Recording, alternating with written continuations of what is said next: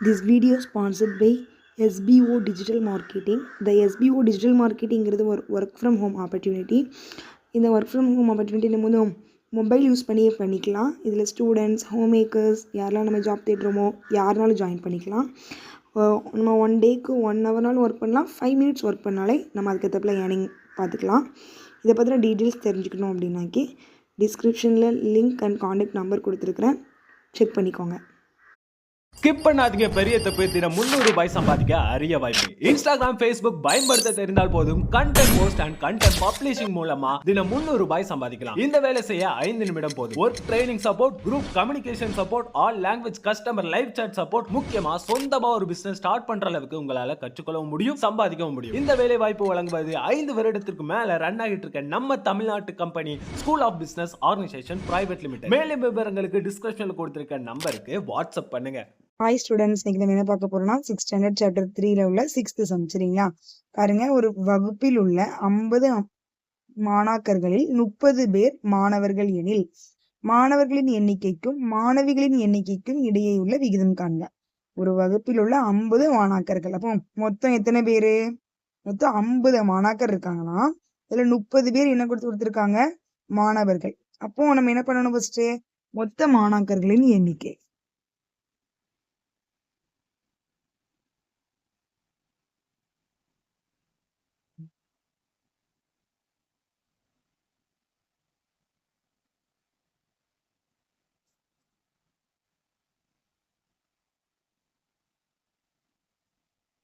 மொத்த மாணாக்கர்களின் எண்ணிக்கை எவ்வளவு? நம்மளுக்கு 50. சரிங்களா? அதுல வந்து மாணவர்கள் பாருங்க, மாணவர்கள் வந்து அதுல எத்தனை பேரா அப்படின்னாக்கி 30 பேரா.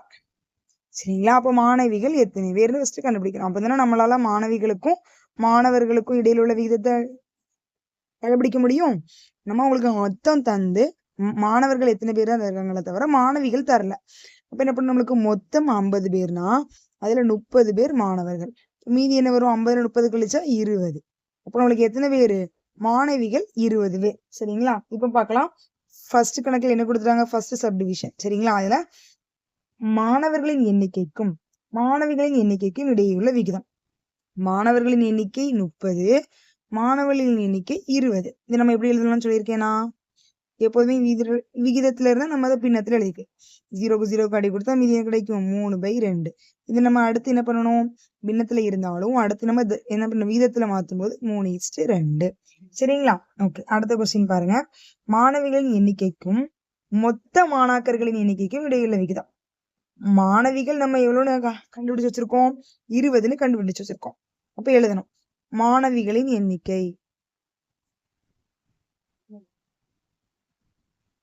மாணவர்களின் எண்ணிக்கைக்கும் அப்புறம் இன்னொரு யாரிச்சிருக்காங்க மொத்த மாணாக்கர்களின் எண்ணிக்கை இதை உள்ள விகிதம். அப்ப என்ன? மொத்த